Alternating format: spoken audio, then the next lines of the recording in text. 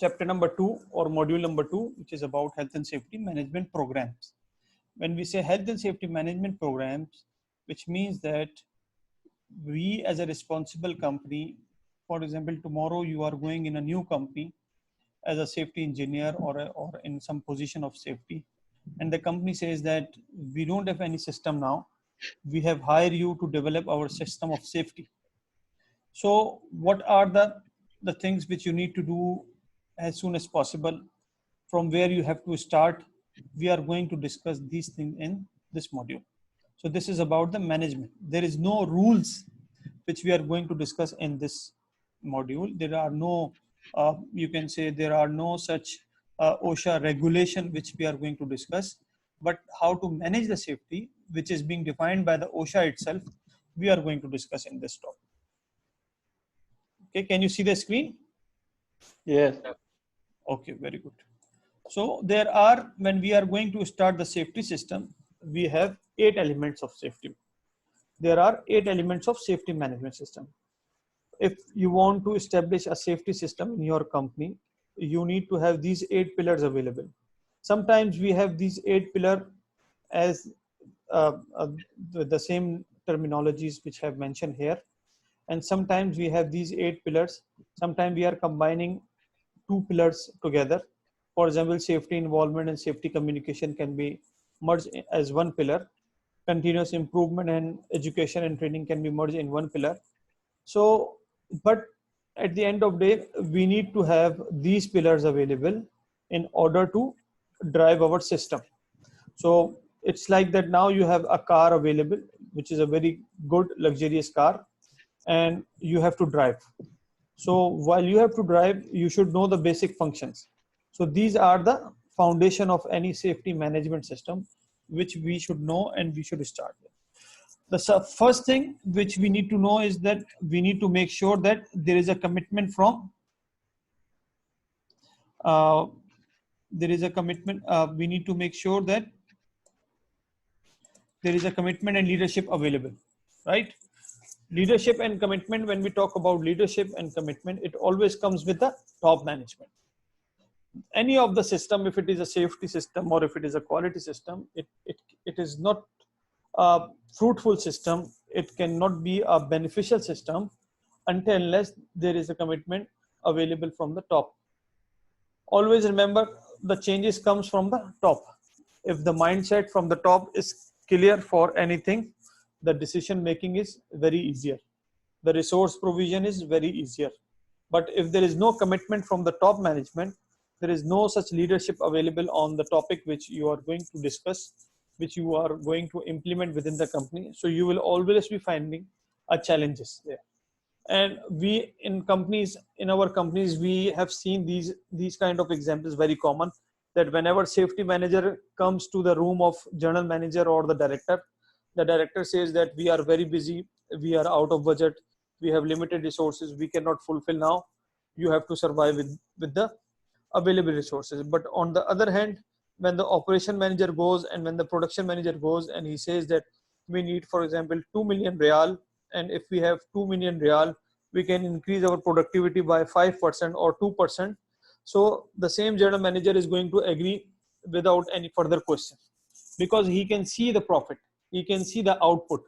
So it is our responsibility as a safety professional that we need to convince the management in terms of the budget, in terms of finance. Yesterday we discussed already that the companies are being established not for the charity purpose, they are being established for the business purpose. So we need to learn the language of our top management. The top management only understand the language of money. So if we are going to give them the advantage, if we are going to show them the benefits of safety systems, or by showing the cost which we are going to reduce with our good safety system, then they will understand, they will get involved, and you will have authorities within the company. Most of the time we have seen that since the top management does not focus on safety, so the safety manager or the safety department is always miskin. Nobody listen them. They are running from here to there. They are trying to convince the people. They are, sometimes they do the policing as well. Although policing is not the job of safety department, but to make sure that the things are under control, they have to do. So this is all happening due to the lack of leadership or the lack of commitment from the top management. Only signing the policy, safety policy, is not enough. We need to lead by example. We need to make sure that whenever we have safety management meetings for to discuss the safety performance or the quality performance of the company, the top management should be available. They should know, they should take the interest, they should give the ideas, how can we improve. We as an employee, we are looking the things in a very small scale, but on the other hand, our directors, our top management, when they are looking the things, they think in a very broad spectrum. So we need to involve them. We need to make sure that they are well aware of the overall safety performance. Then we have accountability. In any of the management staff or non-management staff, if there is no fear for accountability, the system is not going to be improved, right? So the fear of accountability is very necessary. For example, if from our company, if we eliminate the system for basma, for the fingerprint, so nobody will follow this thing, and we don't know who is coming at what time and who is going at what time. So maybe some of the employees who are who are strong enough, or those who are well organized employees, they will be following the timings. But some of the guys who are like me, they will always try to hide, or they will always try to escape from these kind of regulations. So this is very necessary, that each area in charge, each manager, each engineer, each supervisor is responsible for the safety of their areas, the safety of their uh, ultimate zone, or you can say section. Otherwise, the safety guys are not the cameras, they cannot be available everywhere. We need to develop such a system where we can put our managers, our engineers, our supervisors as responsible for safety. When we say responsible for safety, it doesn't mean that they will be working as a safety officer, but we need to put some of the requirements in their job description. Because if you are giving them the responsibility verbally, they will say, when they are sitting in the meeting, they will say, yes, yes, yes, sure, sure, sure, we will do this, we will do this, we will do this. And once they will come out of the meeting room, khalli walli everything. So we need to discuss with our top management, we need to discuss with our HR, and we need to put some basic responsibility in the job description of our management team. For example, reporting of accident. If the department is not cooperative with you, how do you know that accident is happened? Sometimes there are minor injuries which are going to be happen. The supervisor says, shh, shh, shh, don't tell to anyone, don't tell to anyone, just go and sit and put some bandage, but no need to inform anyone. So sometimes the supervisor says, okay, today you can go early and tomorrow come back, no problem. So these kind of things are, we need to give the confidence, we need to make sure about the accountability, and at the same time we need to create the culture among the workers, that if we have the supervisors or the engineers like that who are hiding the safety problems, we need to enforce our workers, operators, that they should share these things, so the system can be improved. So accountability is very necessary for an improved safety system. When we have safety involvement, sometimes I used to go in the companies for the audit purpose. When we sit in the safety manager room, we find too many folders, colorful folders, too many files, and we get inspired, oh, which means that the safety is very good in this company. And he used to tell you, proudly, that you can see that how many procedures we have, how many policies we have a very strong system. So but once you are going in the field, once you are going in the operations, you don't find the involvement of the people. When you are asking the workers, what do you know about safety, they used to say safety shoes. Why they used to say safety shoes? Because this is the only thing which the company is going to provide them on annual basis, the company. So that's why I used to say to these kind of managers that, see, your workers are keeping safety in their shoes. So this is the importance of safety in front of them. This is happening due to the reason why, because you are not going to involve them, you are not going to involve your supervisors, engineers in the safety awareness session, in the safety importance sessions, or you are not going to make them accountable. So they don't care. They keep the safety in their shoes.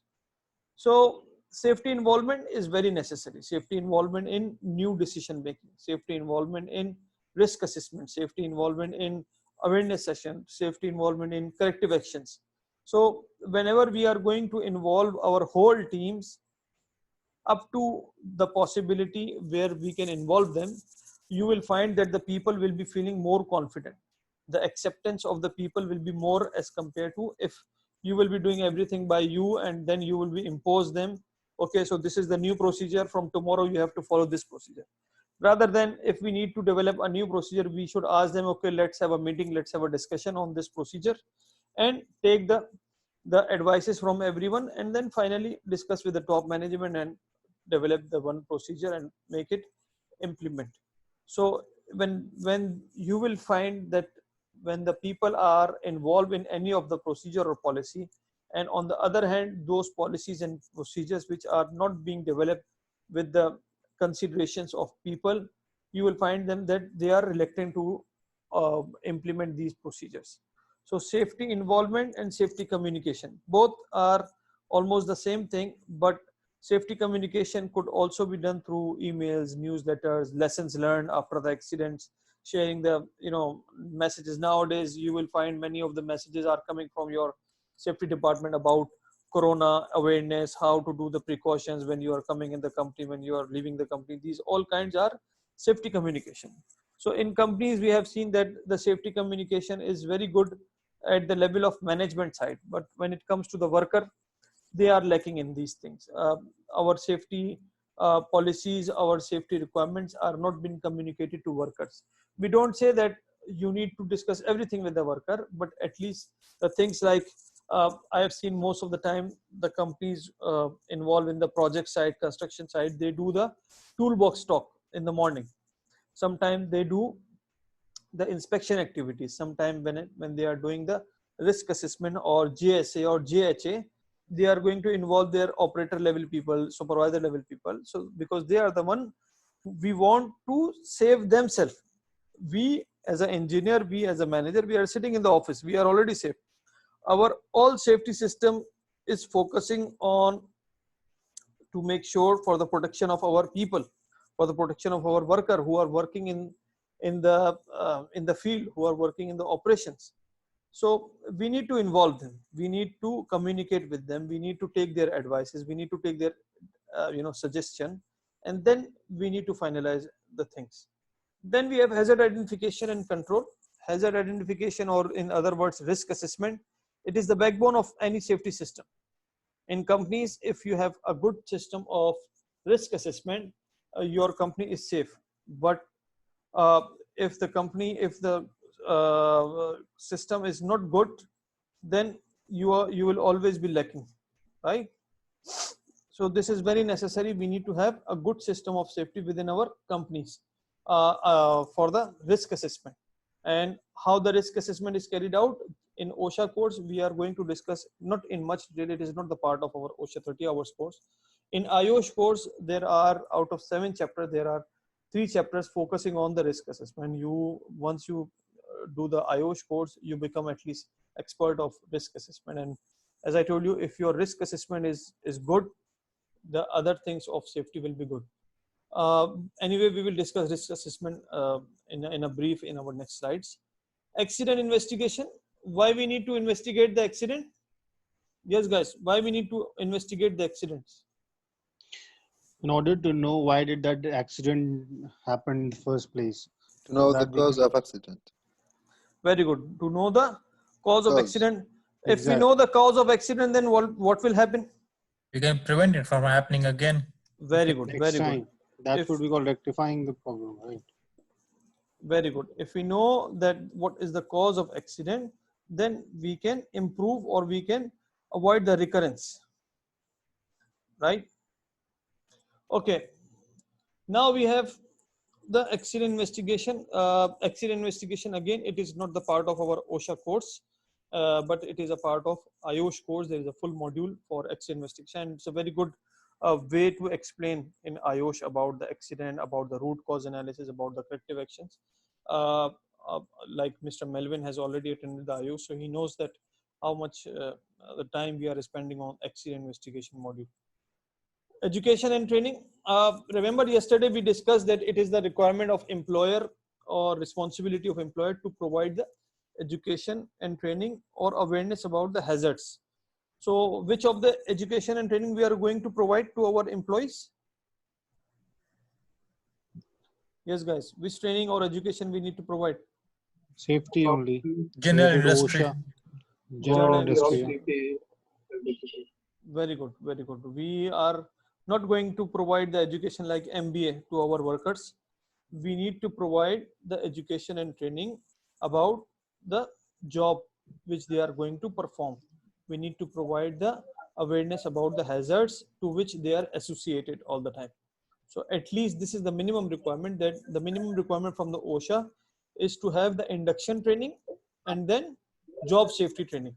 So this job safety training, and after 1 year, it will be refreshing. So annually, there is a requirement to have refresher. Sometimes the companies, they develop their objectives with regards to training. For example, when I'm doing the consultancy for my clients, I put one of the objective that for the workers level, we will provide every year minimum 8 hours or 4 hours of training to our worker for their job.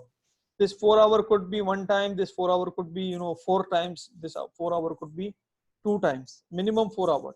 So at least every worker is going to sit in the meeting room in a good environment where he will discuss the thing, where he is going to learn, where he is going to watch the videos. The visuals are going to have very good impact on the workers, on everyone, but especially on the workers, because sometimes there is a language barrier, sometimes there are they are in their own thinking and you are going in another direction. So the videos are very effective all the time. So that's why even we always share the videos with our participants, that you can at least show these kind of videos to the workers, so they will get the idea about the safety. Then continuous improvement. Continuous improvement, very important part. If there is no continuous improvement, then there is no improvement in the safety. So continuous improvement in safety system is very necessary. Otherwise, your safety system is going to be down. It is not necessary that on this year, if you don't have any fatality or the major accident, it is not necessary that the next year will be the same situation. So whenever you are going to have the less considerations on the safety, whenever your controls are going to be weak on the safety side, you will have accidents. So we need to improve our accident rate, we need to improve our training rate, we need to improve our new initiatives rate. So continual objectives, by means of our objectives, we are going to improve ourselves time to time. Yes guys, any question? No. Mr. Anas, I Mr. would like Anas, to. Okay, Yes. Mohit, please. You first. in the last point, continuous improvement, we make improvement about accident rate. What else? Accident rate, and then we can make the improvement about our safety training awareness, and then we can make improvement about the legal requirements. We can make the improvement about the accident, what you call it, hazard reporting or hazard spotting system. I have seen in some companies, we make the KPI for the management staff that every month you have to identify minimum 3 hazards. So every engineer, even he is not responsible for the safety as a full-fledged, but in his area or in any other area, he is going to identify 3 hazards to the safety department, and then safety department will see if these are they can be improved further. They are going to make the actions. So these all things are a part of our continuous improvement. Yes guys. Shall you brief explain about one point, commitment and leadership? Commitment and leadership. Okay. What else? Explain something. Can anyone brief about this? What we discuss now about commitment and leadership? Can any of you Can I do discuss? Yes, please, Babar. So commitment and leadership is the first phase. If you want, if you're new to a company and a company has no safety regulations or no safety standard, and they ask you to, fill in the shoes for that. So how are you going to start it? These are the elements. The first thing is the commitment from the company, how much they are going to invest, how much they going to understand. The commitment and leadership means commitment from the higher management, the main management, because they are the guys who will make decisions and they are the guys who will, whatever you will try to implement, they are the ones who have to give a heads up, okay, you can go through this. So in the leadership thing is you have to start from scratch, from all kinds of safety policies, the programs, how you will train people and how you will start and how it will be like on the site, how you will make people understand, how you will give it to the manager that this things has to be there, and what kind of safety, what kind of protocols it has to be maintained, and what kind of the resources you need, the stuff, the items, all kind of PPEs. So the budget you have to throw in, everything has to be, the management understands. And this needs quite, acute leadership in you. If you have the leadership, it comes under operations as well, how you will operate, what are the fundings. You have to tell them if we are going to invest this amount of money as a management, so you will be the leader. So you have to tell them this money is worth it. I will buy this much and their company will get credentials. And so these things, this is the first phase, commitment and leadership. Commitment from the management, from your side to make it from scratch, and commitment from the management to approve your hard work and how your processes, and the leadership in you, that how you will implement these safety policies, how you will show to the management will help the safety management and the resource, all the budgeting thing also has to be done. This is what I understand. Yeah, thank you so much. Thank you so very much. Welcome. Guys, any other question? Other one is safety involvement. Safety involvement, involvement of safety, involvement of people in safety matters.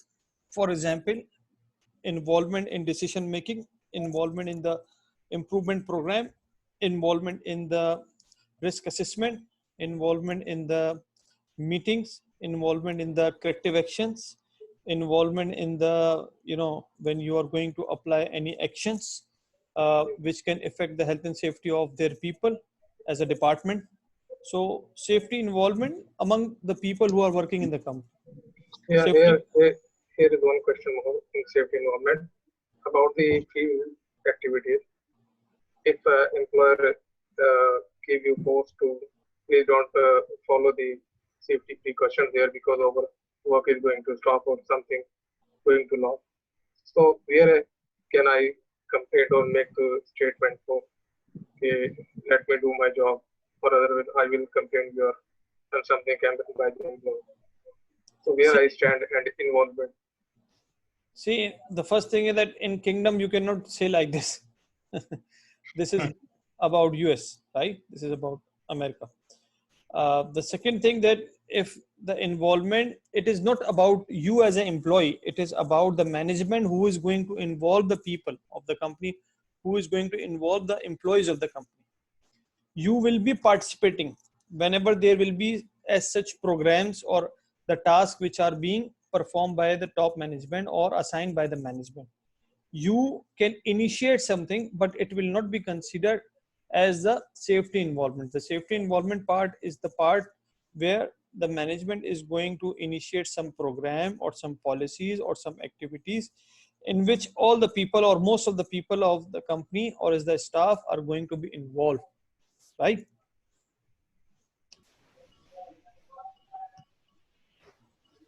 Okay. Mr. Anas? Yes, Mr. Anas? yes. Please, I'm asking about the risk assessment. How can I make the risk assessment in the... We will discuss now. We will discuss. Okay. We will also have exercise about the risk assessment. But in brief, as I told you, in OSHA course, risk assessment in detail is not the part of OSHA course. Most of the time, we don't discuss in detail, but I will try to discuss at least the major things so you can be able to understand that is what is risk assessment. The detail is discussed in the IOSH course. Thank you. Okay. Welcome.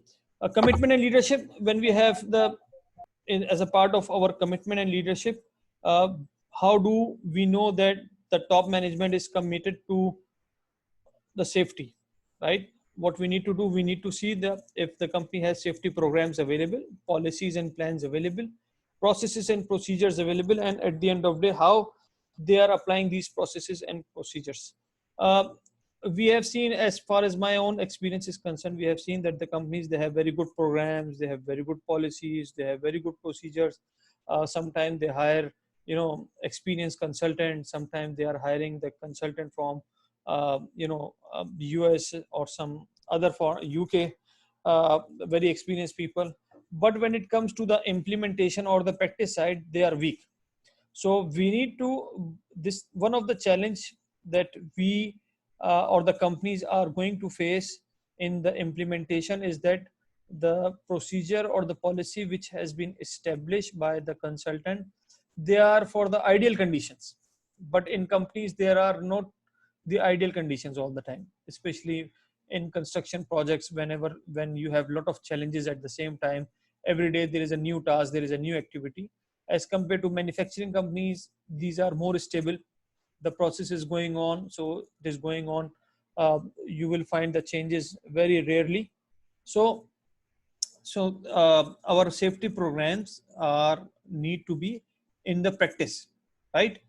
For example, we can have, when we say about safety program, we need to have all information about our safety system.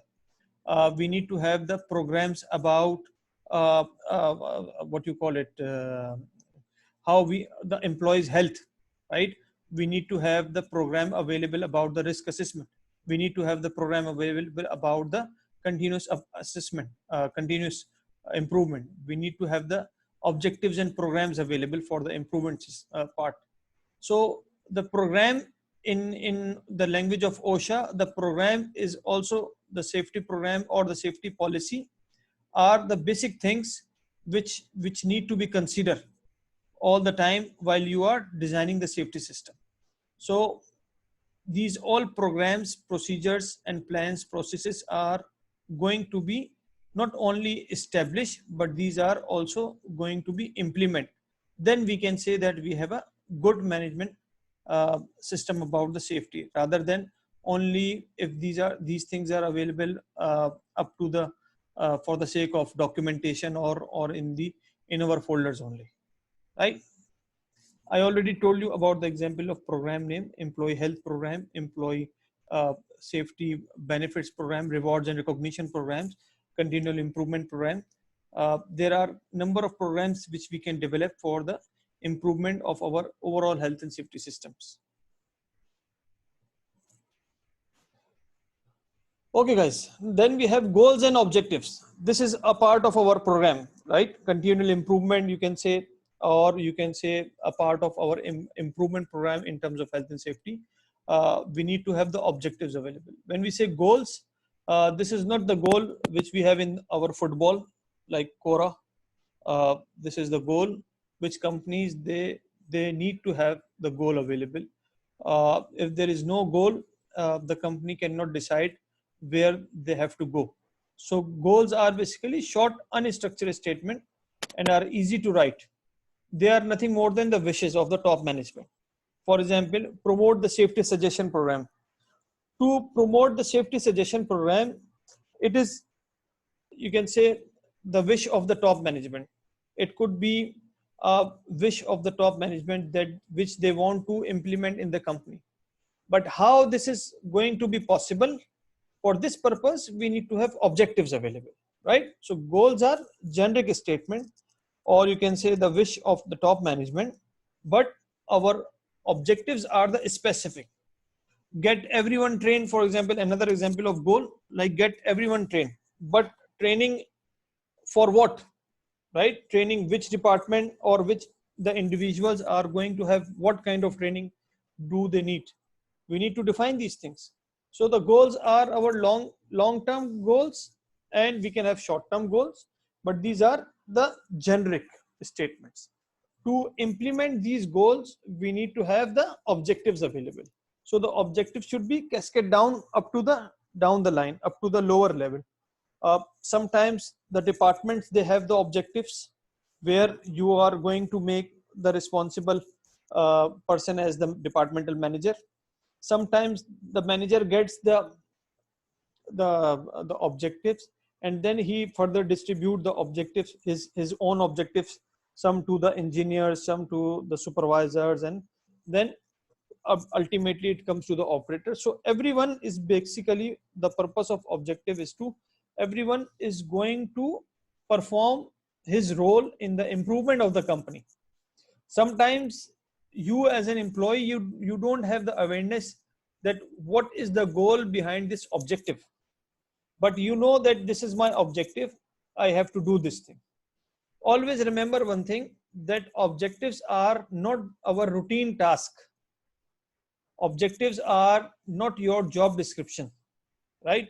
For example, as an engineer, it is the part of your job responsibility, JD, that you will come in the morning, you will make an inspection to the site, then you will have toolbox talk, then you will have meeting with the top management where you are going to discuss the safety performance.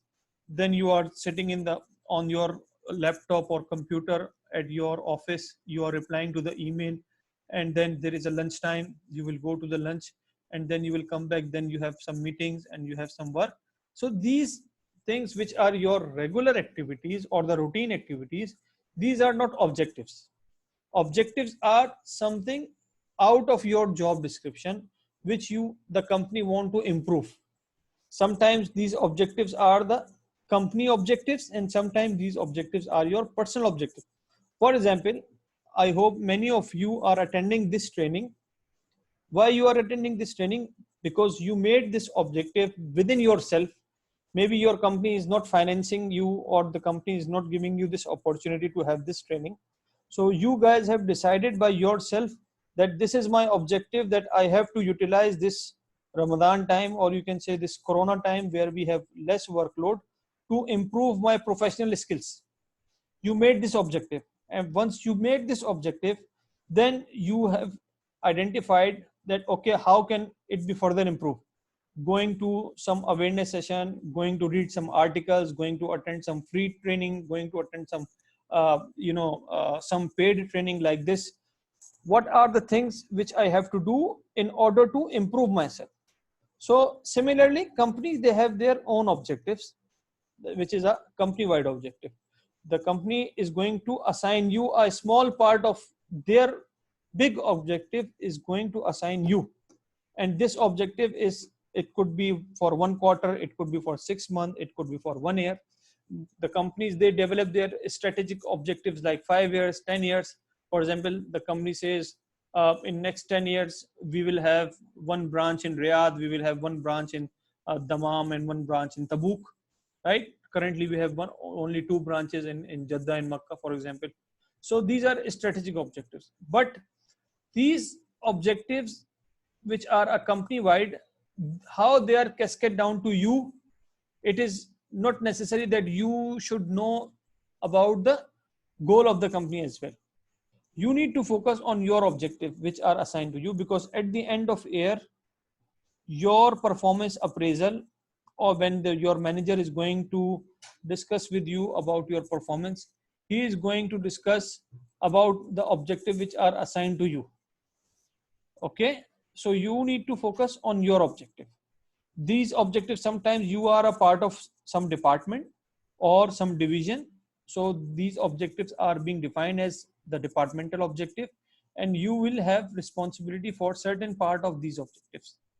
So your objectives must be smart, not like me, right? When we say smart, it means measurable, specific, measurable, action oriented or achievable, relevant, or we can say realistic, and then need to have time bound. So if our objectives are not smart, then the improvement sometimes are not possible. We need to have a differentiate between objective and goal. For example, when we say get everyone trained, it is our goal. But when we are going to develop the objective, a smart objective, if it will be that the operations staff will be trained on hand cut injuries prevention program by the end of December 2020, right? Or you can say further, 50% or 60% of operations department staff will be trained on hand cut injury prevention program by the end of December 2020. So this is more realistic. So it might be possible that in operations we have more cases of hand injury, but when we see our warehouse department, there are more cases of we can say ergonomic issues. When we see our department of warehouse, they have more cases of you can say the foot injuries because they are handling the heavy weight. When we say about maintenance department, maybe they have more cases of head injuries because they are working with the machines all the time, or they need to focus on the electrical safety or the mechanical safety or the welding hazards. So we need to define specific objectives. If this specific objective is a part of our main objective, or you can say the goal of the company which the management has defined. Is it clear now? The difference between objectives and goals? Any question? Yes. Yes, sir. Clear. Very good. Now what you need to do is I will divide you into 2 groups and we will be developing the objectives, right? Minimum 3 SMART objective. This is the template available. You can see on your screen. So here on first column, you are going to write the objective statement. What do you want to do? Then your objective cannot be achieved if you don't have the planning, right? It's a Japanese proverb that our plans do not fail. In fact, we fail to plan. So to achieve our objective, there must be a strong planning. You know, nowadays, if you see in your companies, you have a planning department. This planning department has the professionals from PMP background. Why there is a need for PMP people? Why there is a need for planning department? When there was no planning department, even the company was going on like that. So to improve our activities, to be more focused on the planning side, to avoid any misfortune, the companies now, they have the planning department. So Exactly. after objective statement, we will have planning steps. Maybe there will be 5 steps to achieve this plan. Give me an example. I will give you the example. First, listen what I'm saying. Objective and then planning steps. And then to achieve this objective, what is the resource needed? Maybe you need 10,000 real. Maybe you need 50,000 real. Maybe you need 2 employees to fulfill this objective. Maybe you need some technology change. Maybe you need some improvement in the existing system. So because your objective is not going to approve by the top management until unless they know how much budget is involved, right? So this is very necessary to involve the budget or the resources. It could be a financial resource, it could be a human resource, right? Then who is responsible person? It could be a safety manager, it could be a departmental manager, it could be a departmental supervisor, it could be a project manager. And then frequency monitoring frequency or frequency of monitoring, that when are you going to review this objective? Sometimes we develop the objectives for 1 year, but for example, we have made the objective from January to December. Most of the time, the departmental managers are going to wake up in November. Oh, now next year we have appraisal meeting, so we have to fulfill our objective. Yalla, let's start fulfilling the objective. The whole year they are sleeping, they are enjoying the time, and before 1 month of appraisal or 2 months of appraisal, they wake up to show their performance to the management. See, we are working. You will find these kind of managers and engineers within your companies as well. So we need to define the frequency of monitoring for this objective. If we say 1 year is the time, total time for objective is the target date to meet this objective, then minimum monthly basis or quarterly basis, we need to see how much is the frequency, how much is the status. The objective, it is not necessary that it will be fulfilled in 1 month. For example, you have to purchase 1 machinery, okay, or you need to install the firefighting system in your company or in your department. one of the new department. It is not a 1 day job or 2 days job. It will take time. You will be, first you are going to make the feasibility, then you are going to circulate the vendor the request for quotation, then you will get 2-3 quotation, then you are going to discuss these your plan with the vendors, and then you will be having negotiation with the vendors, then you will be submitting this to the management. The management will take some time to review and then they will approve, and after approval you are going to place the order, you are going to issue the PO. After issuing the PO, it might be possible that vendor does not have this equipment or this tool available at immediately. Maybe he needs 5 days, 10 days, 15 days, 2 weeks time, or he will say, okay, I will bring it from Europe, so I need 1 month time. So these are all possibility, and then they will start working and then they will do the installation. Maybe 3 months, maybe 4 months are required for this small activity. And we all are working in companies, so we know that this is a practical thing, that whenever you are going to initiate even a small project, it takes some time. So then we need to monitor on quarterly basis or monthly basis, and then the target date, right? And then maybe you think that this objective will take 3 months, this objective will take 6 months or 1 year. In this, you need to define this time. When we are going to develop the safety objectives, our ISO 45000 standards, it is focusing too much. Before, the clause name was objective and targets, but now the new standard, the clause name is now objective and planning. So they say that again focusing on the planning side.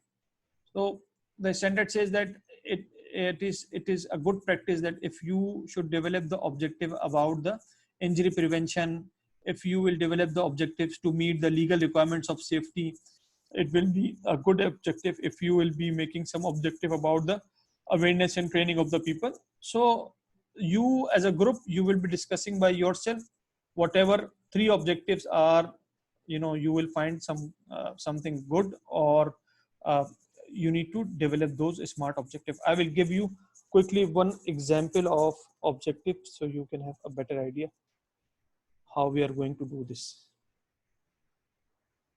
Where is it?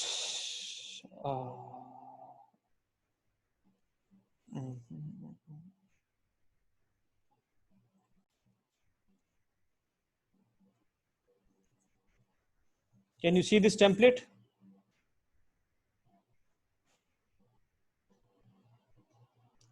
Guys, can you see it? This Word file?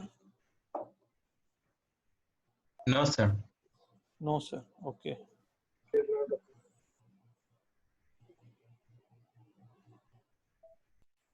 Now?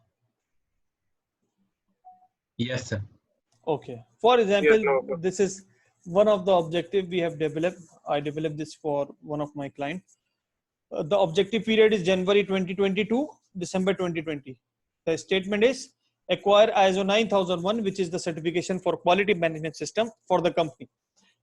Instead of 9001, you can write ISO 45000, which is for the safety. So what are the planning steps? Hiring of consultancy company which can facilitate us for relevant documentation and implementation process. Get our key personnel trained on the awareness and implementation of ISO standard, develop the policies and procedures and formats which are required, implementation of these policies and procedures. First, we need to develop, and then we need to implement, and then internal audit of these standards, and then the certification by third party. These are our planning steps. What is the target date? For example, we can keep here December 2020, right? Who, how, and when we need to monitor. For example, we will be monitoring this objective on weekly basis through our weekly meeting. So our minutes of meeting or our agenda point, one of the agenda point will be focusing on this objective, that what is the status of this objective up till now, and who is responsible for this project. For example, your CEO, or you can put safety department, safety manager, general manager, safety engineer. And then what is the progress? For example, in Q1 we have now 20% completion, right? In second quarter we have 25% completion. Similarly, in third quarter we have 15% completion. It might be possible, depending on the situation, the level of project, or when you are starting the work, it is always very fast, but with the passage of time the things get slow. So when Q4 we are focusing, we can see that we have achieved our full objective, for example, like that. So the remarks, sometimes maybe you will make the objective, you will develop the objective, but you are not be able to achieve this objective. So maybe in first quarter you realize, no, the objective which we developed, it is not easy, or the top management says that, oh, we don't have now, we don't have budget for this objective, or when we approve this objective, we had the budget, but at this moment we don't have the budget available. So we need to we need to leave this objective, or we need to carry forward this objective to the next year.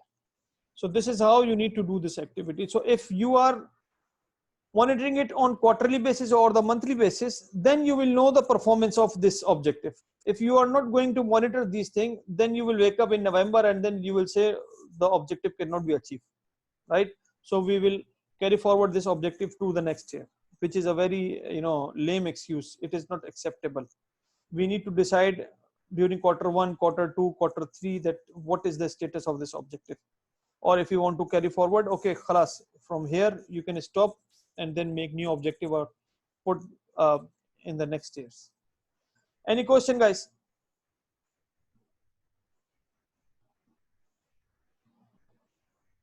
Any question? Okay, now I will also share this format in the group or WhatsApp group, but now you have to do this by yourself, and you can see the slide and you can draw your template as well. So after that I will share you. Can you see this?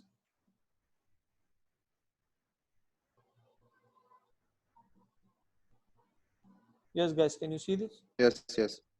Okay, now I'm dividing you guys into two groups like yesterday. So you will have 10 minutes to make these objectives, and then we will discuss it in next 10 minutes. Remember, objective should be smart and you need to fill all the columns. Monitoring frequency, just define quarterly, monthly, weekly, whatever you think as a group. Okay. Okay, so now we need to divide you guys into breakout groups. Okay, so here you go.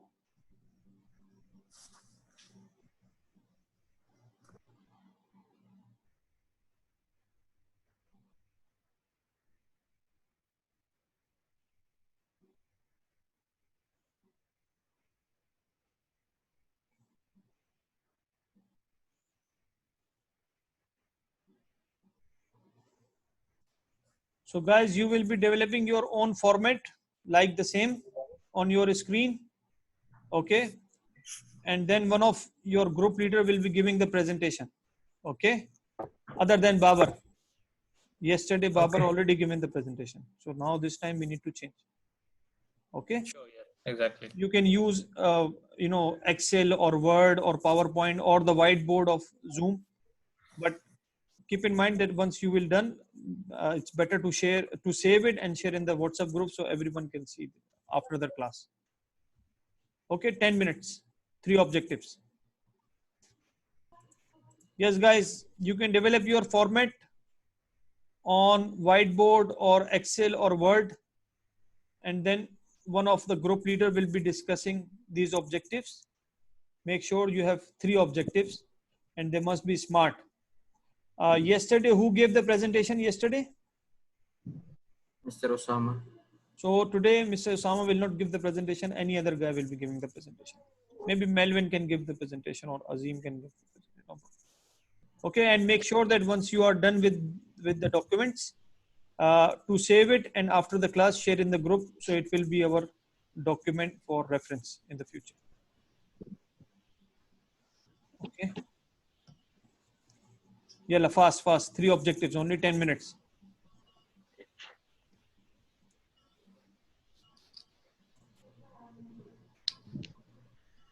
It's up to you, of course. Started already. Yes, guys. Second. Okay, so number 2 objectives, sample objectives, the reporting improvement, or in short, the communication skills improvement. So here, communication in terms of what? So to reduce the gap between site visit people and management and safety personnel. Okay. regarding safety. Okay. Okay. So giving more planning steps, of course, first and foremost, to give more presentations, announcement, and newsletter from HSA department to every employees. Okay. Very good. Then, of course, we should follow up with every person in charge in each department if they receive the announcement or the feedback from the employees, and announcement of rewards for zero incident and as well as penalties for those who violates the safety. To So promote safety, yeah. target date will be at the end of the year, since this is a quarterly basis. So we are already in the second quarter. So how and when to monitor by daily basis to make sure that there will be no incident to happen. Okay, as well as the risk assessment before performing tasks. Okay?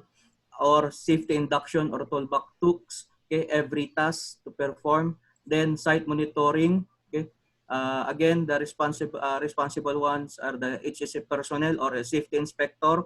Okay, as well as the supervisor or the site engineers in charge. Okay, so monitoring status should be daily.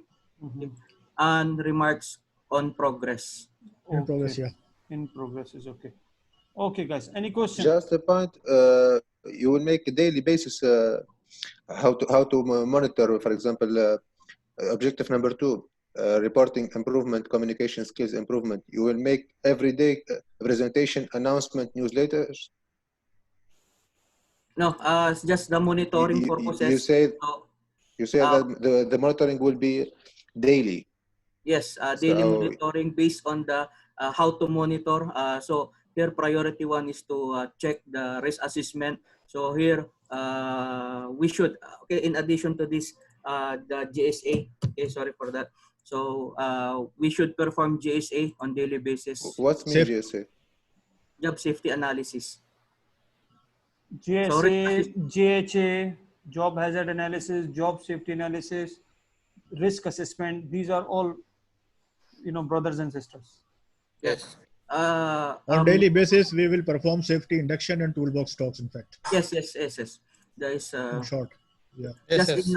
Just to clarify about risk assessment and JSA. So risk assessment is going to comply or perform before the task, while JSA, this is the site inspection. This is the actual inspection. Okay, Yes. Very good. What you can write, you can further improve it by my friend, I don't know who asked this question, on daily basis. As far as monitoring is concerned, it's okay. We can write on daily basis. Further to the monitoring, we can also add that we will monitor on daily basis, but reporting on weekly basis or monthly basis. So at least we will have some data available. When you are going to report this to the top management or to your boss, at least you need to have data available. On daily basis, Yes. it might be possible you have very less data. One day you will make maybe one toolbox or two toolbox. You will make one induction in 1 week. So once you are going to report on monthly basis, at least you can say that in this month we have made 25 toolbox talk. We have 50 new people have joined us, so we make induction for these 50 new people. So it will make some concrete data make sense. But overall, Yes, it is okay. I mean, at this level, unless you are going to make more practice for the objective, you cannot further improve. Thank you so much, guys. Thank you so much. Thank you for the comments. Thank you so much. Yes, other group, next group. Who is going to share the screen? Okay. Yeah, welcome everyone. Can you see the screen? Yes, we can see the screen. Okay, good. So our first objective is the training and awareness of our employees. The planning step, we will, there is a department set up, a standard and protocol, employees data analysis evaluation. We will target 80% of our employees, for example. Resources need the standard training material, dedicated office for training, presentation slides, network setup. The responsible will be the HSE responsible. The monitoring will be on monthly basis, and the target date will be by the end of the year. Okay. The second objective is decrease the number of accidents. So just a minute, guys. Other group, any question? Yeah, this is not an objective. We cannot decrease the number. Yes, guys. Any question? What Okay. is the meaning of standard training materials? You mean signages like this? Training material. Sorry? What is training material? Yeah, Can training you material, the data show, for example, everything should be provided and The ready. presentation itself, the videos, uh-huh. the handouts, course material, I think. For creating right? awareness? You yes. Yep. Okay, I have only one concern, that when we write this 80% in the planning stage, it is better that we should write 100. the 80% as a part of our objective, right? Our objective need to be specific. So the 80% of employees will have the training and awareness on safety instead of planning. It can be in the as a part of our objective. Then we will have planning. Okay, next. Okay. Very good. So the second objective is decrease the number of accidents. How much? The planning. How much? Let's say it will be Yeah, we by can provide a percentage. 0. 50%. 50%. Yeah, why Okay. not? If Start I'm the 50%. if Next I'm year the, will be 60%. And sorry. If I No, will no, be 100%. I will be the manager for you, then the next question I'm going to ask, you say 50%. So the next question I'm going to ask is, how much you have on the last year? So then you will Yes. say 50% of last year. So it's better that we should compare it with the last year, right? It might be possible you have only 5 accidents in last year. So decrease the number of accidents. Sir, Yes, in the please. care of our continuous improvement, let's say that last year it was 30%. Okay, this year it will be 30%, what do you mean 50%. by 30%? 30% is not clear to me. Yeah, of record the number. For example, last year it was 5 people, 5 accidents. The objective is to decrease the number of accidents by 50% this time. It will be, let's say, 3 or 2, okay? It's okay. So you should mention this. This is what I'm saying. When you are Yeah, writing okay. 50%, 50% of what? We need to mention it. 50% as compared to last year. Yeah, That last is, year, okay. that is 5 accident to- or 6 accident. Okay, now planning steps. Okay, identify hazards, analyze hazards, Very assess good. hazards, Very control good. the hazards, Very and good. review documentation and OSHA records and everything that we have. The resource needed, manpower, safety equipment for testing, logs, forms, everything, any documentation. The responsible will be the HSC responsible and all the employees also for decreasing the accident. This monitoring will be on a weekly basis, and this target will accompany us till the end of the year. The third and the last objective will be... Just wait. Any question, guys, from anyone? Can you explain what is the difference between identify hazards and analyze hazards? Okay, identify hazards. You identify all the hazard recognizable hazards. You know, for example, falling from high. I don't know, guarding the machine. You identify. For example, we have 10 hazards. Okay. After that, we analyze the hazards. Okay. We do prioritization also, which is the most important. There is matrix. Okay. Assess them. We give priority number for these hazards and control them. The control measure. Okay. What we will do, for example, engineering control. We will do administration control, elimination, substitution, PPE. Okay. The last thing. That's it. Okay. Good. Okay, I have one concern about the objective, about the resources. When we write manpower, when we write safety equipment, it is very generic term. Okay, so we need to mention that we need to have 1 safety officer available or 2 safety officer available. I don't know what do you mean by manpower, and then what safety equipment do you need and how much budget. Remember when I asked you to write the resources, both group, I'm saying the same thing. When we write the resource needed, your top management, the first question they are going to ask is, what resources do you need from us? They will be agreeing on the objective. For them, it is not a big deal. But at the end of the day, the first question they are going to ask, okay, what resources do you need from us? So we as a safety professional, we as a safety manager or the safety engineer, we should be clear that about 2 things. What resources in terms of financial, how much budget we need to achieve this objective. And if the manpower is needed, we need to clarify. 1 manpower, for example, 1 safety officer is needed and his monthly salary, for example, will be 8,000, 10,000, right?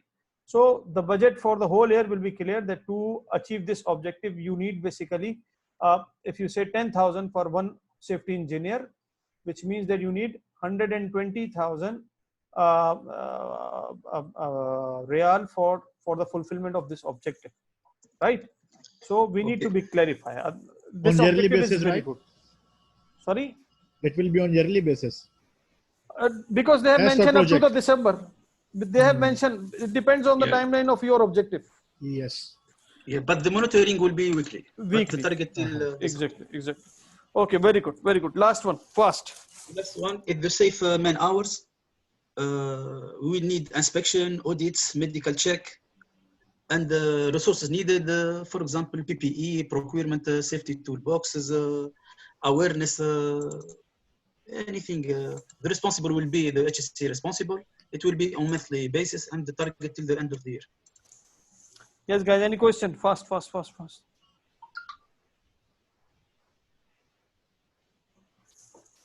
Okay, safe man hours again.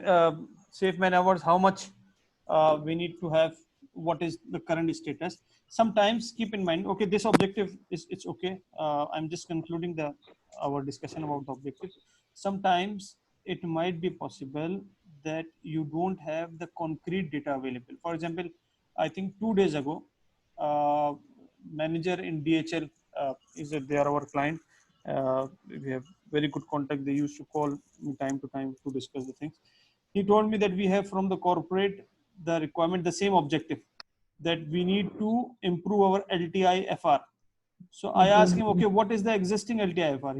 He told me, I don't know what is the existing LTI FR. So the thing is, sometimes in our objective, we need to have the first objective to gather the data. So if you don't have the data available, then how you are going to improve, right? So when we say safe man hours, which means that how much we are standing now, then we can improve. When we say we need to decrease the number of accidents, so I would ask you, okay, how much are the accidents now? Then you want to improve further. So it is not necessary that every time we will make the objective to improve ourselves. Sometimes we can make the objective just to gather the data, that in next 6 months or in next 1 quarter or 2 quarters, we will only be gathering the data. For example, the company says that we don't have the accident, our people, they don't report the accident, so we don't know how many accidents we have every year. So the first objective will not be to decrease the number of accidents. The first objective will be to increase the awareness about accident reporting in the company. So once we have the meetings, when we have the awareness session, once we have the rewards and recognition available for the improvement for the accident reporting, we will give the confidence to our employee. Then we will know that in last 6 months, how many accidents have been reported. So next time, after 6 months, we will make the objective. Okay, now we have, for example, 15 injuries have been reported in last 6 months. So now we will improve. But if you will make the objective like we will improve by 50% or 20% or 30% without knowing that what is the current status, so this means our objective is vague. Our objective is not going to be achieved. We cannot compare this to our last performance. So this will not be a smart objective. Yes, Rahbar. How to audit and what is the budget plan? For what? Sorry? How to audit the objectives? Yes. No, I didn't get your point. Yeah, if you have, for example, KPIs and you have procedure, you can do the audit compared to the procedure that you have. For example, when you are doing the internal audits on 6 monthly basis, you will see the status of objective, right? And that's why I ask you to add this monitoring frequency. So from here, you can know that the performance of your objective, how this objective is going on, if it is going on or it is under hold. So this is how we can do the objective audits of our objectives. And always remember, when we are making the objective, we need to make sure that these objectives should be approved by the top management. We cannot say that we will now submit and then we will issue. Before issuance to the people, to the staff, you need to get the approval from the top management about your objective. Sometimes when companies are developing the objective for next year, they start planning from the last quarter of the previous year. So in 1 quarter, they will do the good planning. and by the end of year they will get approved objective, and from January they will start the implementation of the new objectives. Okay guys, thank you so much. Let's have a 5 minutes break and then we will continue. Any question? Okay.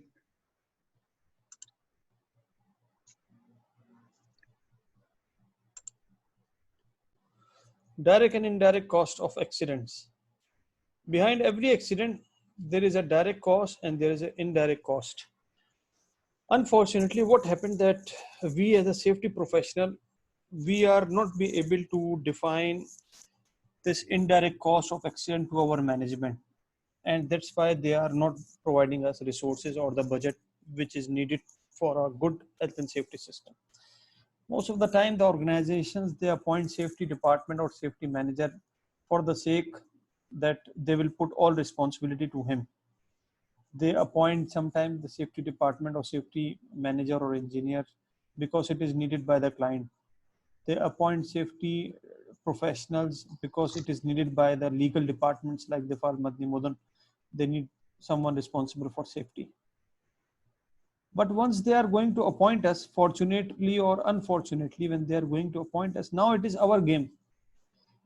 It's all about our own choices, how we are going to convince them about the safety, how we are going to take the resources from them, how we are going to develop and implement a good safety system. So as I told you before, that management only understand the language of dollars or real. So we need to explain them in their same language, which they understand, right? So the direct cost, what is the direct cost of accident? Direct cost of accident is the cost which is going to Injury and death. Very good. Which is the medical cost in terms of money directly. For example, one of the person has fallen from height. You have taken him to hospital and you have spent some money on this. So this is the direct cost. Maybe some material is lost. So this is considered as a direct cost, which is just after the accident, which we are going to spend. Then indirect cost is very high and very important. And in Kingdom, there is a, we already discussed yesterday that in Kingdom, we have the rule for GOSI. We have the rule for medical insurance. So as an employer, we are not going to pay anything from our pockets. Okay. Every employee is insured, every employee is under GOSI. So the government or the bodies, our insurance bodies, they are going to pay the fees of hospital expenses. But unfortunately, indirect cost is something which is for the company, which the management is bearing. But we can say that due to unawareness or due to their innocence, they are not be able to recognize this indirect cost. And we as a safety professional, we are not be able to show this indirect cost to our management. So this indirect cost, which is the lost time, the morale of the people. For example, you are a group of 3 guys working on one task. One of your group member is now badly injured. So what do you think? If one person is getting injured and he is going to the hospital, you as a colleague of him, as a part of his team member, are you be able to focus on the work, or you will prefer to go with him to the hospital? Yeah, bring to the hospital. Obviously, going to the hospital. So what do you think? I mean, the loss is not for the one person. If you are going out of the job, the company is basically losing 2-3 persons at the same time. Maybe you will come back after 2 hours or 3 hours, but still the time loss is time loss. So the target is not going to be achieved. So for example, when that colleague is now hospitalized for 1 week or for 15 days or for 1 month, what is the level of your motivation or what is the level of your productivity in the company? So this is something which needs to be focused. Unfortunately, we don't focus on these things. Our level of motivation or the productivity is going to be very low. For example, tomorrow you are going to the company in Yambu industrial area, and when you are on way in your car, you just realize that yesterday my colleague was badly injured and today I am also going to do the same thing, the same task. and my company, they don't provide us the safety requirements which are mandatory to follow. So what do you think, what will be your level of productivity now? What will be your level of motivation now? So definitely it is going to be down. It is going to be very low.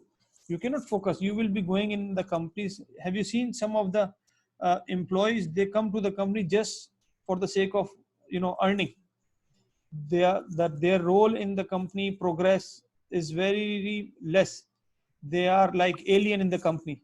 They just come there to pass their time and to get the salary, and they have no interest, or you can say the least interest in the company productivity and the company progress. So this is going to be happen when the company is going to uh, to to make such activities due to which your morale is going to be down. And similarly, for example, now that employee who is your friend or your colleague, he is out for 2 months. The doctor said that he will be out for 3 months on bed rest, or he will not come to the company. So the company is going to hire maybe the new resources, or the company is going to hire some contractual employee. But it is not necessary that this contractual employee will be as technically sound like that guy who has experience of this work for last 10 years or 15 years. So the productivity level is going to be decreased. Maybe he will make more mistakes, maybe now more breakdowns or downtimes. So hiring a new employee as a full-time resource is another challenge. You need to see if it is available in the kingdom, or you need to bring it from any other country. What is the skill set? What is the salary he is asking? How much time he needs to join the company? So this is all time-taking process. It is not easy process. We cannot say that one employee is going to be injured or two employees are going to be injured, and from tomorrow we will have the same thing. We have all the companies, they don't have uh, the alternates available for each staff. All the companies, a good system is the system which always run, which always exists, and it is not dependent on one person. But it is not necessary all the time that you will have the replacement available for each and every staff. So in actual, the indirect cost is like 2.7, like three times higher than the direct cost. And as I told you, unfortunately, we don't focus on indirect costs. So the management does not aware about indirect costs, and they are not taking the actions on indirect cost. Yes, guys, any question? Mr. Anas? Yes. Which means that indirect costs are more dangerous than direct costs, right? Exactly. Too much. You can see up to 3 times higher. Mr. Anas? Mr. Anas, Yes. Please, Mr. Anas, I have a problem with my computer. I need to restart it, and I didn't. You lost some time in the lecture. No problem. Could you please repeat this slide? I will repeat this slide very quickly, and otherwise you can see the video as well. Okay, I will upload inshallah by tomorrow, and I will share with you. Direct cost, the immediate cost which is going to involve after any accident is the direct cost. For example, the cost for the injury, the cost for the bandage, the cost for you will take 2 kilo apple for him. Okay, just take this apple and take rest. The cost of the bandage, the hospitalization cost is the direct cost. Or if the material is lost or the equipment is lost due to this accident, this is our direct cost. So, and the indirect cost is not the direct cost. It is something which is related to the time loss, the breakdown. Okay, the low productivity, the morale of the people is going to be down, the reputation of the company. So this cost most of the time is hidden, and we as a safety professional, unfortunately, we don't identify or we don't highlight this indirect cost. So our management thinks that now all employees are under the GOSI, now all employees are under the insurance, so they are not going to spend a single real on direct cost, and they don't understand the indirect cost. So as a safety professional, it is our responsibility to identify, to highlight indirect cost in front of management all the time, so they can approve your budget, so they can provide you resources, they can provide you the decision making, which ultimately will improve the safety system, right? Okay, thank you. Hazard, khatar. What do you mean by hazard? Hazard is basically a danger which threatens Danger, physical harm. In simple word, a hazard could be a danger, right? Yes. Usually a danger which threatens physical harm to the employees, or in other words, to the people. Or if we further define that unsafe workplace condition or practice that could cause an injury or ill health. What is the difference between injury and ill health? Quickly, anyone? Difference between injury and ill health. So injuries, like we get a body injury, like a cut or a broken bone. Illness is like, if, for example, we get an illness with wrong exposure of Which is some hazards. illness is not related to the body. Okay. I'm asking you, as you said that, as you said Yeah. that the injury is related to the body. So I'm No, asking I'm you. saying it's also related to the body, of course. Illness is also related to the body, of course. I'm saying the difference. Difference with injury is the outer injury, what you get. Like Okay. you get, the it can be like bone injury. You have Right. cuts, you have big wounds. Physically hurt. Yeah. Very good. Physically hurt, yes. Physical is basically our injury, and Yes. ill health is related to our health, which is going to be down. For example, due to high noise, you will not get any injury. Your bone is not going to be broken. Yes. It's about ill health. You will get stress. You will not feel The indirect comfortable. injury. Illness issues. That's why now The there is stress, maybe. that's why now we have HSE. Why we have HSE? Health, safety. Health is about illness. Safety is about injury. Before 15 years ago, there was no health. There was no focus on H. The oil and gas sector, they have safety manager, they have safety department, safety. That's why even still now the most common word is the safety, not health and safety. But since last 15 years, 14 years, the companies, they have realized that we have also health hazards. We have also health issues. So the illness issues are all health issues. So that's why we have now HSC, we have HSCQ, we have QHSC, we have any other SHE department. In Unilever, we used to have SHE, Safety, Health and Environment. So unless when we are going to identify the hazard, we need to focus on injury related issues. We need to focus on illness related issues. That's why the hazard is, it could cause you injury or it could cause you illness. Okay. A hazard may be an objective, tool, equipment, machinery, or a person when distracted, mentally, physically incapable. How a person can be hazard? Any example? Driving, for example, a driver who's not focusing on the road, distracted by phone. Very good, very good. A person can be a hazard if he is distracted. A person who has, I will give you one example. In one of the chemical plant, one accident was happened, and the accident was, there were two operators in the night shift, and the batch was about to ready, and there was no automatic system to stop. The batch was out of order, so they were doing the manually. So the batch was about the ready, and there were two operators in the control room. One of the operator told that now it is time for Fajr prayer, so I will go and I will come back. The other operator told, okay, it's okay, I'm available now, you can go and then come back. Once this operator left, after some time, the operator who was responsible, he was sitting in the control room, he fall in sleep, and unfortunately that batch was spilled over. So when they did the investigation about this accident, alhamdulillah, there was no such injury, but the material was very expensive, so they have to do the investigation about this accident. So when they did the investigation, it came to know that for example, when you are doing the accident investigation, our most common conclusion is that this operator is careless, he doesn't focus on work, he's not attentive all the time. The report closes like this, right? Most of the time, not all the time, but most of the time we criticize our staff rather than we see the root cause analysis. So when they did the root cause analysis and they discussed with the operator, when the things came out, it came to know that that operator who was responsible at that time, his father was hospitalized and in the daytime he used to go to the hospital, and in the nighttime his other brother, he used to go to stay to the hospital with his father.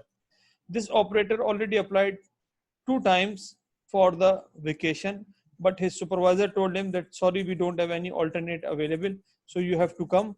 Okay, if you cannot come in the morning shift, come in the night shift. So at that time we have less pressure. So now what is the conclusion? Who is responsible, that operator or the supervisor? Supervisor. But in actual 90% of the cases, our conclusion, what will be our conclusion? Employees. Exactly. So we do, the problem that we don't go in the root cause. We don't see the things with other perspective. We are going to look the issues with a very close ended, and we make the conclusion on the basis of these things. So a person, so this kind of person, you can say this person is distracted person. Similarly, for example, if my daughter is going to be sick, or she is hospitalized, any other family member is going to be hospitalized, so maybe I will not be able to focus on work. I will not be able to focus on the driving. So we get distracted. So when we get distracted, we become hazard. We become hazard, which can cause the injury for our own, and similarly for the injury of others, right?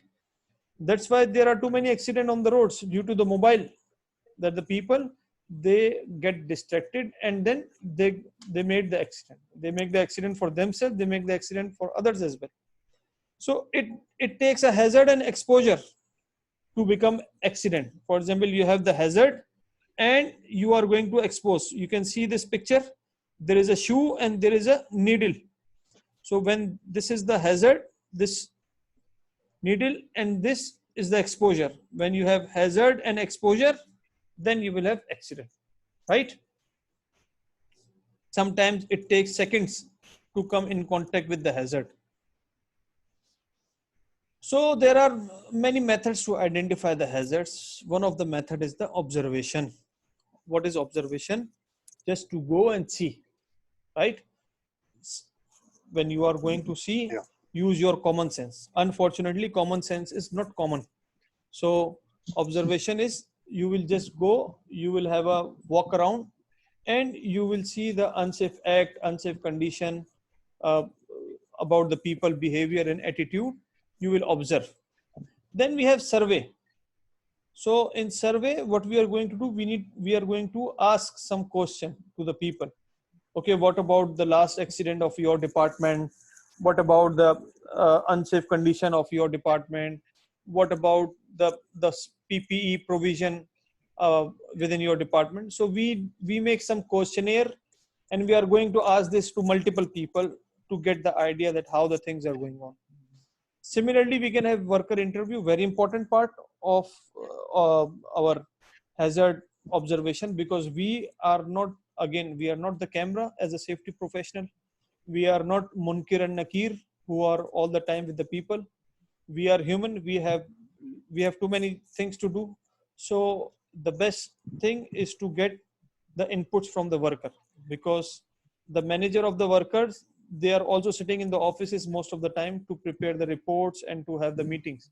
But those who are directly involved on the machine, on the site, those who are directly exposed to the hazard, these are the workers basically. And our all intention in the safety department is to save those people. So we need to take the feedback from them. We need to ask them individually. We can ask them as a group. For example, we can invite them for awareness session, and during the session we can ask them number of questions, so they will not feel that you are taking some interviews or like that. You can ask on individual basis, like if you have good communication skills, you can ask them certain number of questions, and they will provide you the exact, or you can say a concrete information on the basis of which you can take the action. Then we have walk around inspection. Walk around inspection and observation. What is the difference in between observation and walk around inspection? Yes, guys. Could you please come again? Difference between observation and walk around inspection. Sir, for inspections, for example, we are doing audit, environment audit 14001. Always inspection based on the procedure, the EMS, environment management system. There is a reference to which we do inspection. However, observation, it can made silent observation. Just you go around, you see something, you notice it on paper. I think Right. like that. Very good. Very good. The thing is, the observation, when we are doing the observation, we will not be using any particular standard or policy or procedure. It will be just our visual on the basis of our past experience and the things which we can see, right? So observation is that thing. For inspection, we need to have certain criteria available. When we say criteria, it could be the policy, it could be the procedure, it could be OSHA standard, it could be ISO 45 standard. We will be using, for example, some checklist, and we will conclude. The inspection will always be conclude with some result.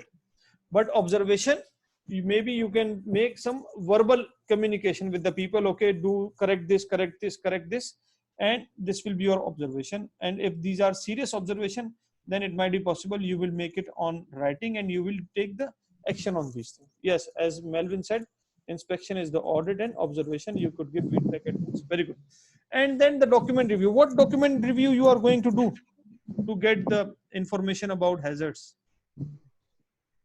For example, you have joined the company, this is your first day, and you want to know about the hazards of the company. So what are you going to review the documents? Yes, guys. Azim, Rahbar. For example, OSHA records, previous OSHA records, the forms 300, for example, or 300A. Okay, very good. What Yeah, else? Any kind of 301. Any kind of checklist. Any kind of checklist. Yeah. What do you mean by any kind of checklist? Checklist for As hygiene? As per Any HSE site reports? requirement. Yeah. HSC reports. Yes, while And JSA. JSA. Very good. Very good. In NCR compliance. NCR compliance. Okay. G Adnan. Inspection results, gaps, Very good. Inspection results.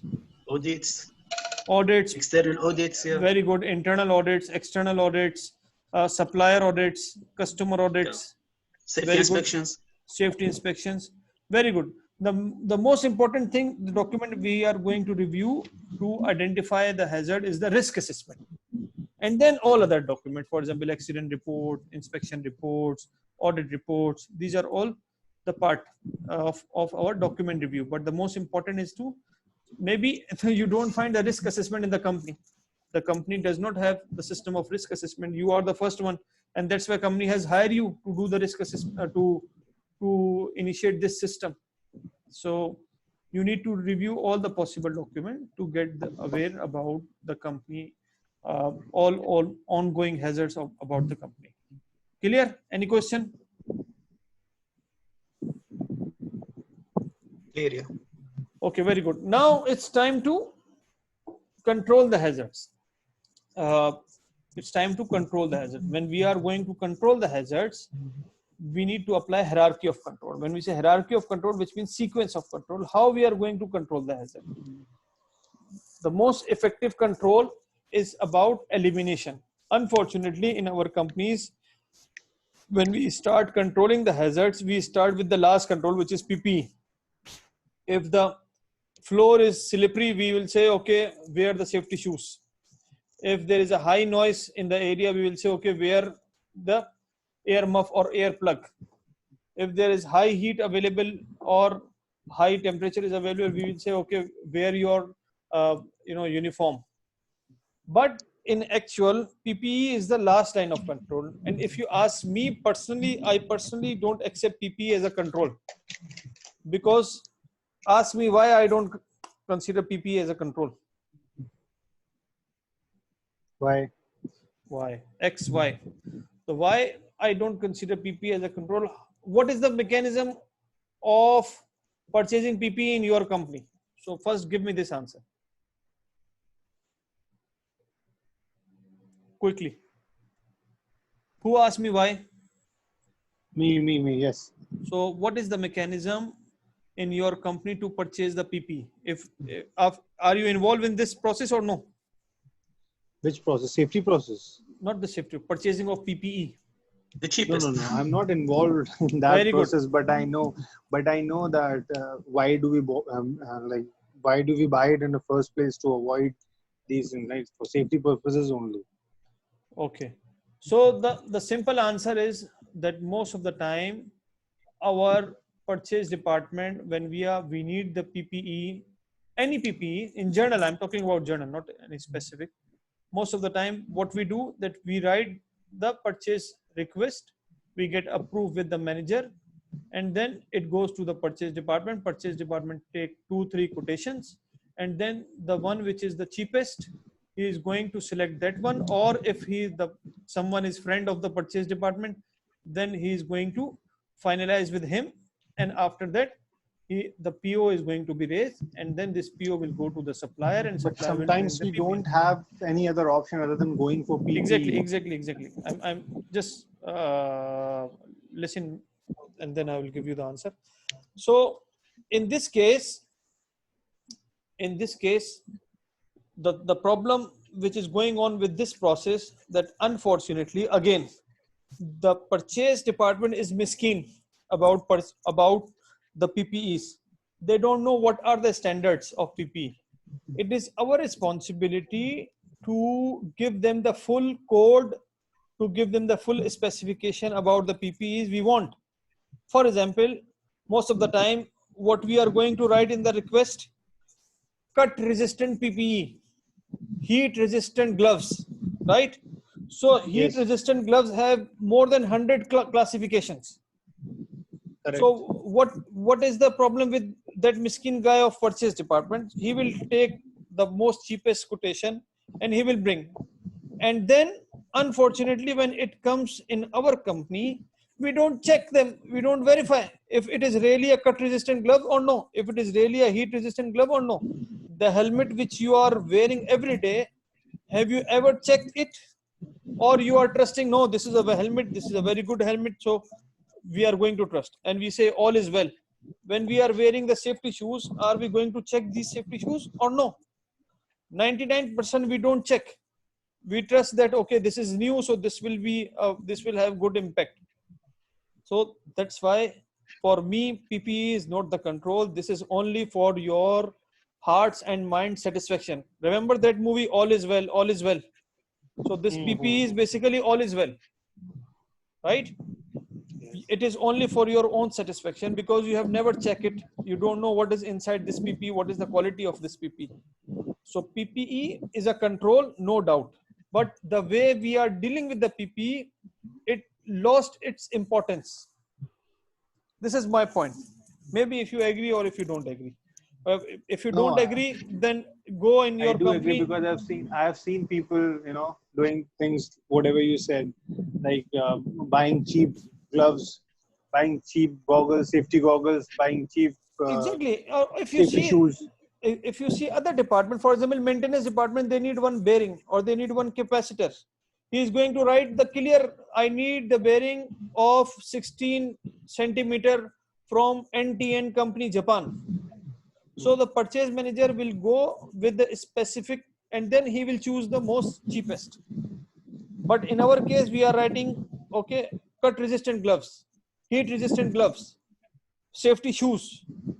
We don't write the specification, we don't write the standards. Just like suppose that we want an electrode to weld something, so we want ASTM 7013 specify. Yeah. Exactly. And then we also write that it should be dried before, or we will be drying in our we have to bake it, exactly, depending upon whether it's rutile or basic or cellulosic. So now you get the point, right? So this is the thing that now again, who is responsible for this thing? What do you think? The general director of the company is going to guide you about PPE? We are the one. Safety department, it is the responsibility of the safety department. We need to understand why people, they don't respect us, because we don't want the people to respect us, unfortunately. Anyway, so PPE is our last line of control. Before PPE, we will go for the elimination. Elimination means remove this hazard. No need for hazard, right? If possible, remove this hazard. I I remember this is again Ramadan, not last Ramadan, before the Ramadan in 2018. I was assigned to do the risk assessment for this Tetra Pak company. It's a multinational company, very good company. All the milk and the juices which you are using, it comes from, the packaging comes from Tetra Pak, and then these companies, they are going to fill their juices and milks. A multinational company, very good company, and they give me our company a project about to do the risk assessment of their company, whole company. And initially it was 15 days project, but when we started, and I was going to each department, sitting with each engineer, having the rounds, and with mechanical department, electrical department, instrumentation department, operations people. So it took around 18, 19 days. And in Ramadan I used to work like 8 hours, because that gentleman manager in the Tetra Pak, he told me that when you say 15 days, which means 15 multiplied by 8 hours. So I told, okay, I will make my commitment. So in this case, we did the risk assessment, and alhamdulillah, it was very good risk assessment. And on the corporate level, they appreciate, and they told me that we will have the same risk assessment in our other corporates, where you need to go for 2 weeks in number of countries. But anyway, the thing is, elimination is the first control. And why I'm going to give this example, 95% of the companies, they will always be, always be avoiding or reluctant to make the elimination. They say, now we have the equipment, now we have the facility, now we have the people, khalas, we cannot eliminate now. It is very expensive machine, it is very expensive instrument. When I give the brief to Tetra Pak in my first meeting with their CEO and the safety department, when I gave them this example that the elimination will be very difficult, they say, Mr. Anas, this is our corporate rule. When it comes to budget and it comes to safety, we always choose safety. So we will appreciate if you are going to give us the elimination as a solution for many of the hazards, rather than go for engineering control admission. And I was really inspired with them, with their methodology, and alhamdulillah, we did this activity very good.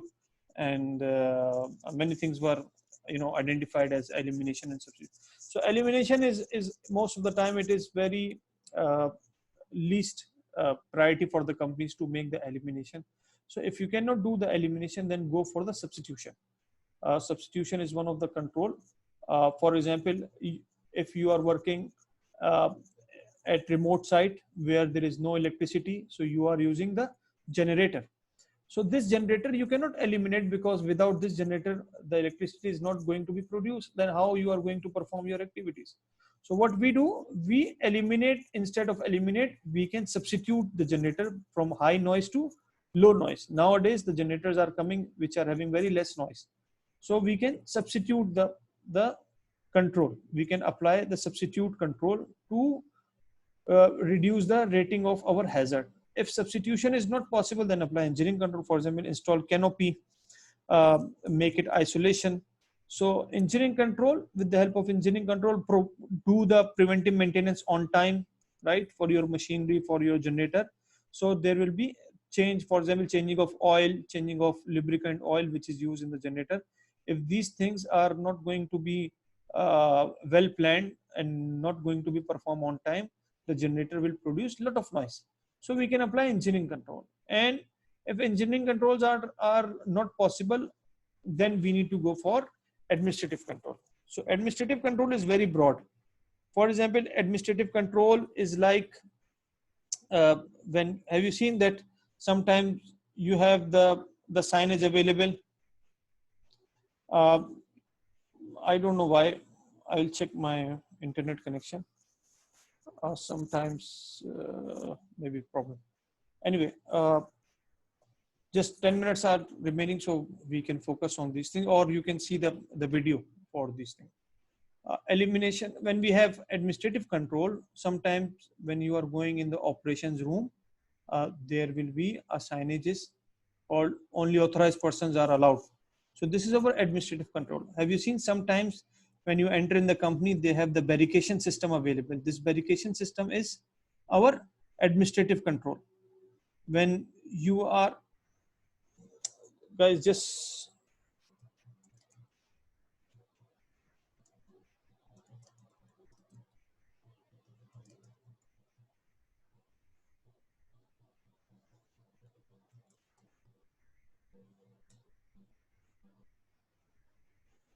okay.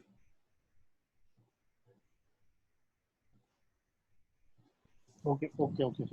So administrative control, sometimes when you are going in the companies, you will find that they have the green walkway available. Then in front of machinery, they have the red sign, right? Red lines available, yellow lines available. And sometimes they are going to apply barricade. Sometimes they are going to apply hard barricade. So these all are our administrative control. Even our permit to work system is also our administrative control. So in engineering control, we are going to work on the source, right? For example, machine guarding, we apply the machine guarding. We are applying sensors. These are all engineering controls. But when we are working not on the source, but we are going to isolate the source, this is our administrative control. So the hazard is available, but we are not allowing the people to get exposed to this hazard. For example, engineering control with the generator to install canopy. Administrative control with the generator to keep this generator away from the field. So once the generator will be away from the field, we will have less exposure to the noise, right? And then the last control is about PPE. And as we can see that PPE is the last line of action. After PPE, there is accident. After PPE, there is definitely possibility of injury is there. So if you cannot do engineering control, if you cannot do elimination substitution, then at least provide PPE. One thing which is very important at this stage to understand that we are not going to choose one control at one time. We can choose multiple control at one time. For example, you are providing the PPE as a safe side, but at the same time, you are applying administrative control as well. You are applying engineering control as well, but you say, okay, use the PPE for the worst case scenario. So it might be possible that we can apply two controls at once. So PPE is our last line of control. Clear? So now what we need to do in your, remember we share one of the folder with you where you will find the pictures, one of the picture. So this is your homework now. I will give you the homework, but before the homework, let's see this video and then we will assign the homework for tomorrow as an individual exercise. What you need to do, just identify 3 hazards from your home or from your building, wherever you are living, right? If it is your building or it is your home or the nearby, just identify after this exercise, after this module, at least you are now be able to identify the hazard. Just identify the hazard and apply the control. When you are applying the control, you need to go for the elimination, substitution, engineering control, administrative control. You need to follow the hierarchy of control. I don't see that, I don't say to calculate the risk. This is not the part of our OSHA course, but just we should know how to identify the hazard. I will show you one video where they have identified the hazards. So you can also have some good idea about how to identify the hazards, right?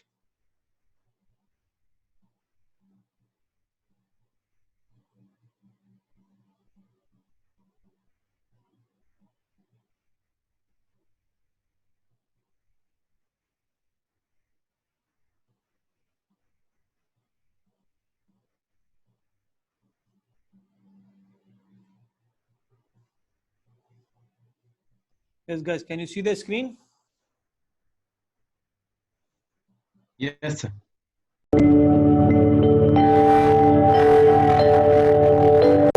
Can you hear the sound? Yes, sir. Okay, good, good.